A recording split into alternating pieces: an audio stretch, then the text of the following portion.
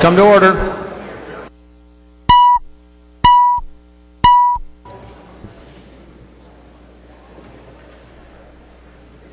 Prayer by the chaplain. Let us pray.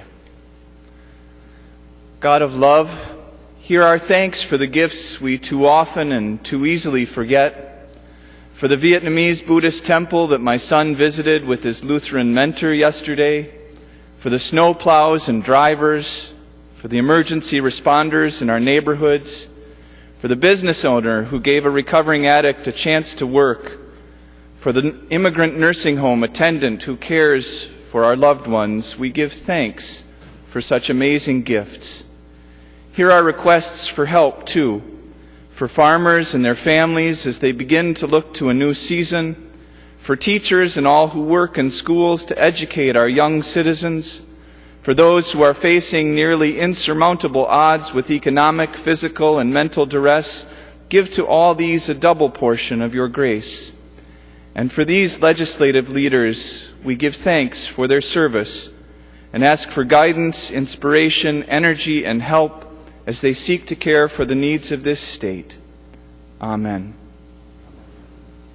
Members, our guest chaplain for today is Reverend Hans Jorgensen from St. Timothy Lutheran Church right here in St. Paul, Minnesota. Please remain standing and recite the Pledge of Allegiance to the flag of the United States of America.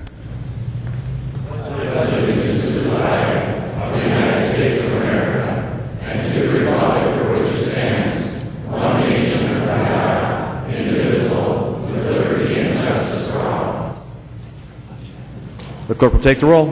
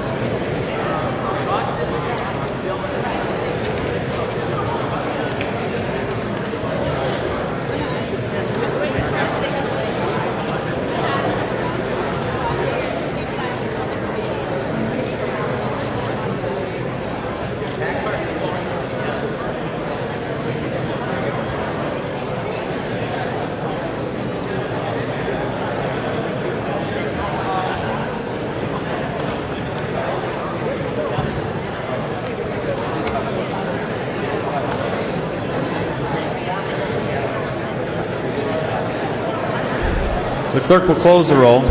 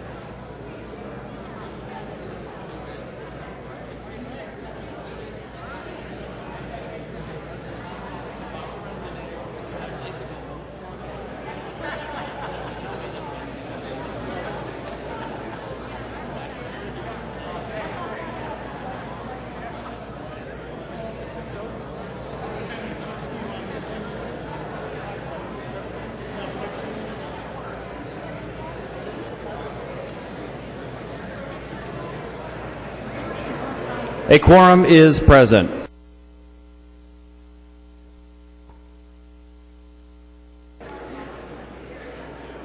You see it one. I'm going to do this.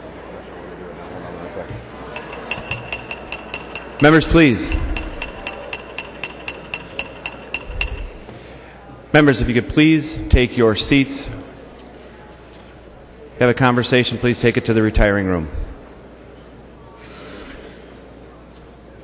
Members, if you could please take your seats or return to the retiring room for your conversations. I call on the member from Swift. Representative Falk, for what purpose do you rise? Thank you, Mr. Speaker. Privilege of the House. State your point of personal privilege. Thank you, Mr. Speaker. Members, it's with a heavy heart that I have to share the passing of one of our colleagues, former Representative and current State Senator Gary Kubly. He passed away on Saturday after dealing with the incredible challenges and adversity of Lou Gehrig's disease, or ALS. And for those of you who have had the privilege to get to know Gary Kubly, either in his service in the House or the Senate, I should start by remembering that he served 3 terms in the House of Representatives, first elected in 1996, and was in the process of serving out his 3rd term in the Minnesota Senate, elected in 2002. He's been an incredible champion for Minnesota, and it's one of those things where it's really hard to put into words what he has meant to so many people.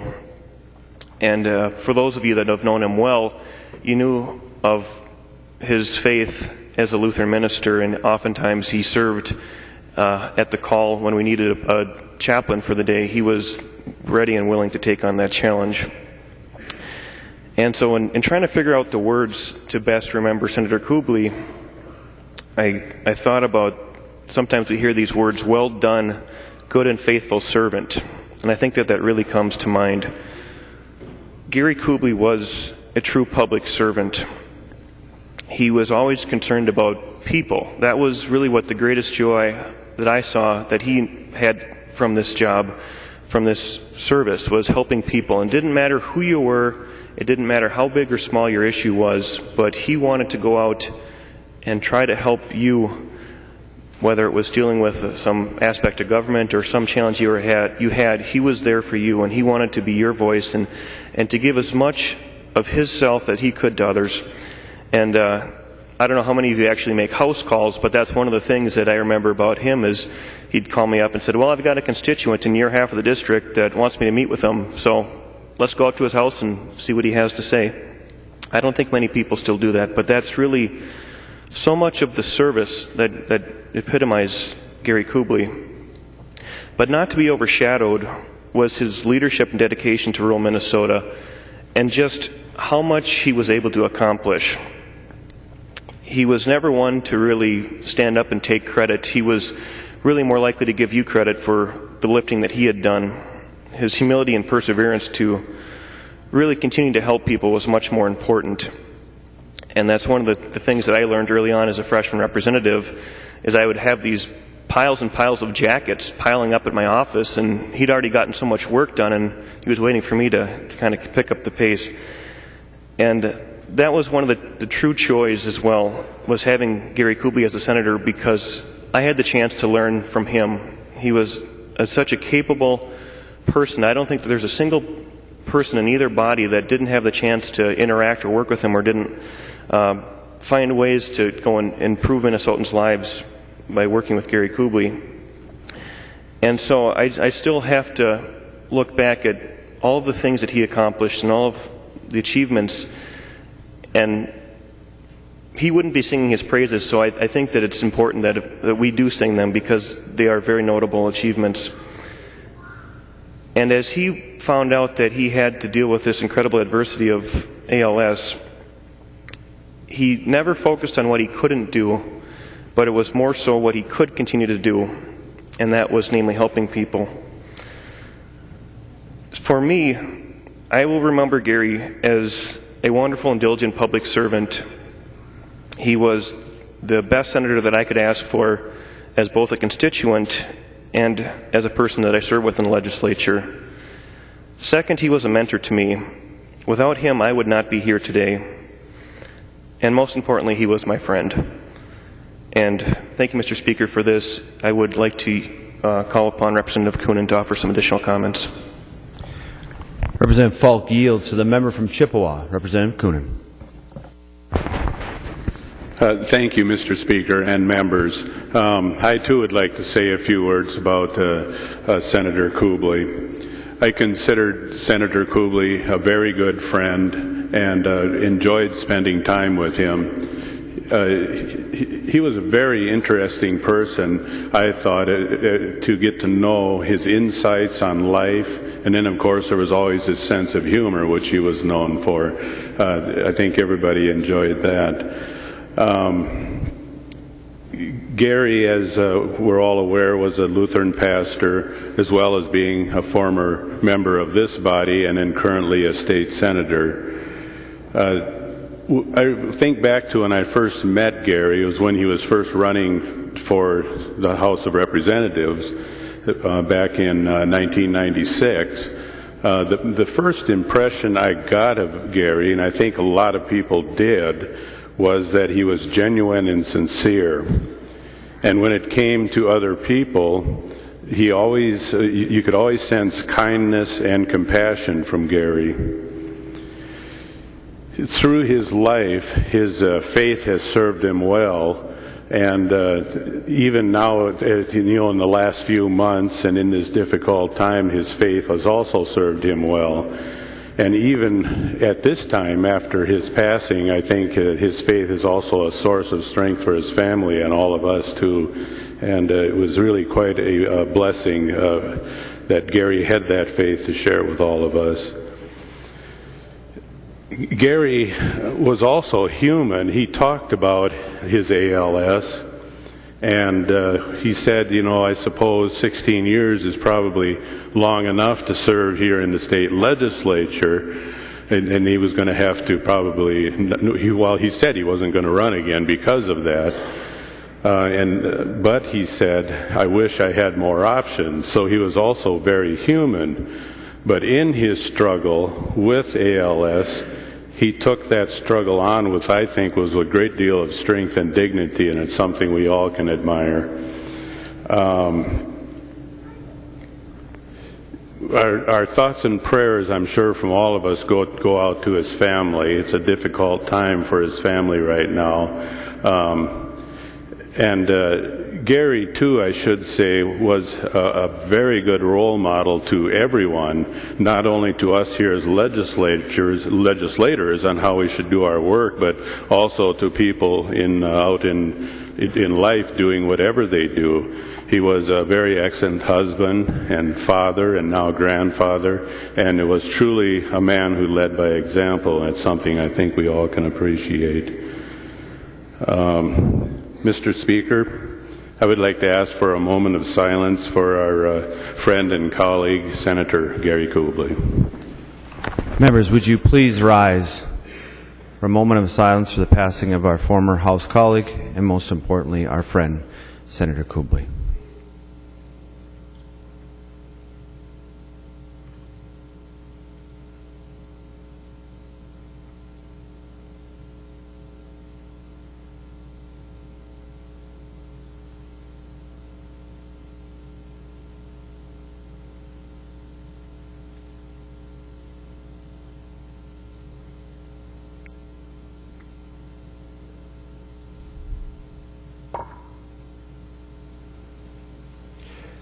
Thank you, Representative Coonan. Thank you, Representative Falk.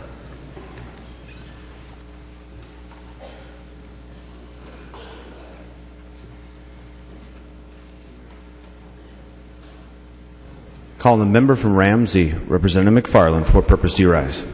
An announcement, point of personal privilege. State your point of personal privilege, Representative McFarland. Thank you, Mr. Speaker.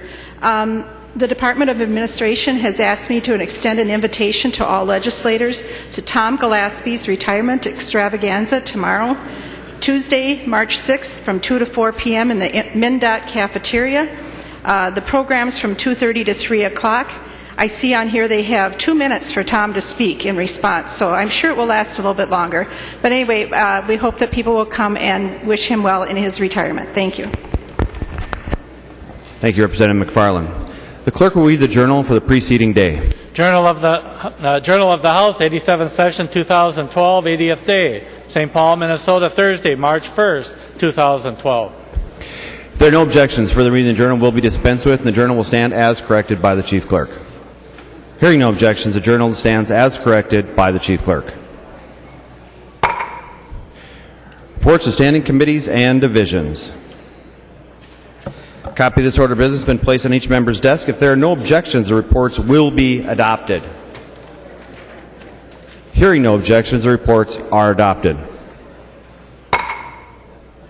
Second reading of House files.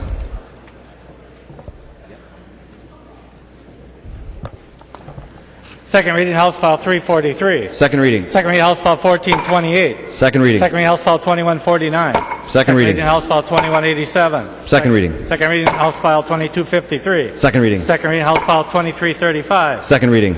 Second reading, House File 2374. Second reading.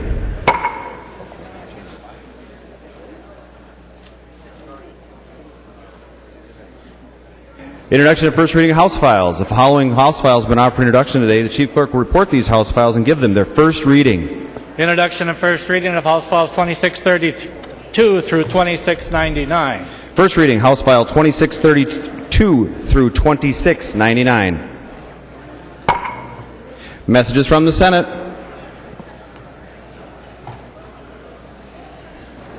Message from the Senate. Mr. Speaker, I hereby announce the passage by the Senate of the following House file herewith returned as amended by the Senate, in which amendment the concurrence of the House is respectfully requested.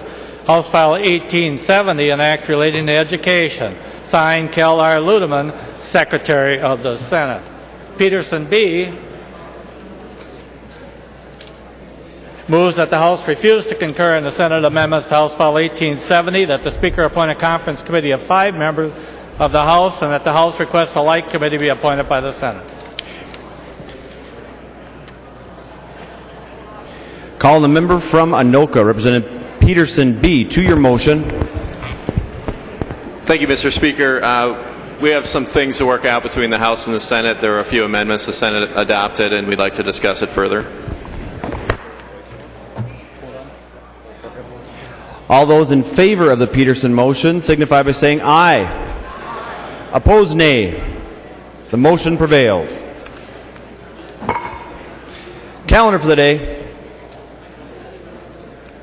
Calling the member from Washington, Representative Dean. Mr. Speaker, I move the calendar of the day be continued. Representative Dean moves that the calendar for the day be continued. All those in favor signify by saying aye. Opposed, nay. The motion prevails. Motions and resolutions. There are a copy of the non-controversial motions at the House desk and online. If there are no objections, we will take action on these items first. Hearing no objections, the motions prevail. Lemire moves that House File 2087, now in the General Register, be re-referred to the Committee on Ways and Means. Representative Lemire, to your motion. Thank you, Mr. Speaker. That's my motion. I've spoken to the chairs, and they're all right with it. Discussion to the Lemire motion. Seeing no discussion, all those in favor of the Lemire motion signify by saying aye. Opposed, nay. The motion prevails. Peterson S. moves that House File 2177 be recalled from the Committee on Higher Education, Policy and Finance and be referred to the Committee on Jobs and Economic Development Finance. Call the member from Hennepin, Representative Peterson, to your motion. Thank you, Mr. Chair. I would move that it be recalled from the Committee on Higher Ed and Finance and re-referred to the Committee on Jobs and Economic Development. If the bill is about jobs, I have the approval of both chairs. I'd like a yes vote. Thank you. Discussion to the Peterson motion. Discussion. Seeing no further discussion, all those in favor of the motion signify by saying aye. Opposed, nay. The motion prevails. Szymanski moves that House File 2531 be recalled from the Committee on Civil Law and re-referred to the Committee on Judiciary, Policy and Finance. Call the member from McLeod, Representative Szymanski, to your motion. Thank you, Mr. Speaker. I have also spoken to both committee chairs, and this will be an appropriate move. We'll eventually send the bill back to Civil Law. We'll just hear it in Judiciary first. Discussion of the motion. Discussion. Seeing no further discussion, all those in favor signify by saying aye. Opposed, nay. The motion prevails. Loon moves that House File 2651 be recalled from the Committee on Education Reform and re-referred to the Committee on Education Finance. Call the member from Hennepin, Representative Loon. Thank you, Mr. Speaker. I am moving that House File 2651, which I offered and just introduced, be recalled from Committee on Education Reform to be re-referred to Committee on Education Finance. Both committee chairs have been in consultation with me and are in favor of this motion, and I would urge the body support. Discussion. The member from Ramsey, Representative Mariani. Mr. Chair, members, I think this motion is okay, and Representative Loon, I haven't had a chance to walk over and talk with you about this. Mr. Speaker, I can't hear myself. 1 minute, please, Representative Mariani.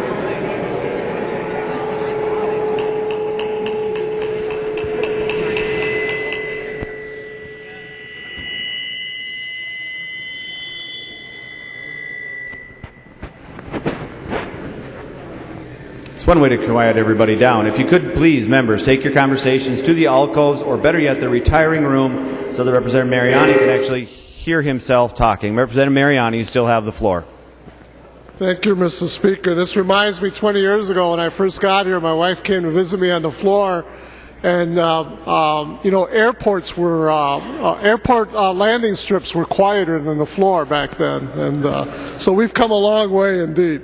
This is a quick question, my good friend Representative Loon, and Representative Loon, I haven't had a chance to walk over and ask you about this quickly. I did hear you say that you've spoken to both chairs and that this seems to be appropriate, and that, of course, is the proper thing to do. But I'm just wondering if, in the language itself, there is a direction to school boards on things that they must do, and that strikes me as more a policy issue. And I'm wondering if, in the course of this bill being heard in K-12 Finance, and I serve on that committee along with you, if a policy issue does arise, if you would be open at that point to double check with the Education Reform Committee to make sure that we're not creating new policy here without the policy committee taking part in that conversation. Representative Loon will yield. A member from Hennepin, Representative Loon. Thank you, Mr. Speaker, and I would like to thank my friend, Representative Mariani. Yes, I would have no objection to this being referred back or heard in policy committee. I think the bill really encompasses both policy and school district finances, and just worked out timing-wise that Finance Committee had room to hear this week in an informational capacity. Further discussion to the Loon motion. Seeing no further discussion, all those in favor signify by saying aye. Opposed, nay. The motion prevails. Announcements. Call the member from Dakota, Representative Hansen. Announcements. Thank you, Mr. Speaker. On behalf of Representative Kriesel and Representative Atkins, I'd like to announce that today is the 125th birthday of the city of South St. Paul. And you can journey across the river for an open house from 4 to 8 p.m. and the governor will be there cutting cake at 7 p.m. So happy birthday, South St. Paul. Announcements. Seeing no further announcements, a member from Washington, Representative Dean. Mr. Speaker, I move that when the House adjourns today, it adjourns until 4:30 p.m. Wednesday, March 7th, 2012. Representative Dean moves that when the House adjourns today, adjourns until 4:30 p.m. Wednesday, March 7th, 2012. All those in favor signify by saying aye. Opposed, nay. The motion prevails. Representative from Washington, the Majority Leader, Representative Dean. I move the House do now adjourn. Representative Dean moves that the House do now adjourn. All those in favor signify by saying aye. Opposed, nay. The motion prevails. The House stands adjourned until 4:30 p.m. Wednesday, March 7th, 2012.